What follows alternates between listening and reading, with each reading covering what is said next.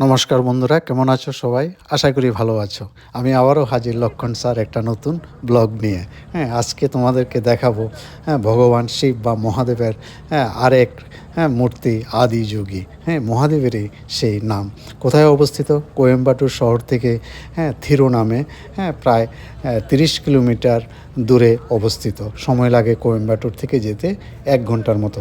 Guinness book of world রেকর্ডে এটা পৃথিবীর মধ্যে সবচাইতে আবক্ষ ভাস্কর্য হিসাবে স্বীকৃতি পায়।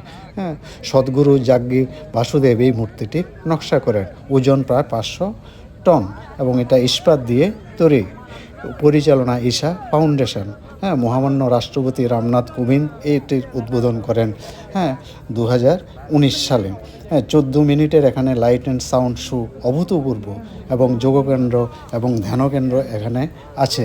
তোমরা এলে স্বচক্ষে দেখতে পারবে এবং মন জুড়িয়ে যাবে।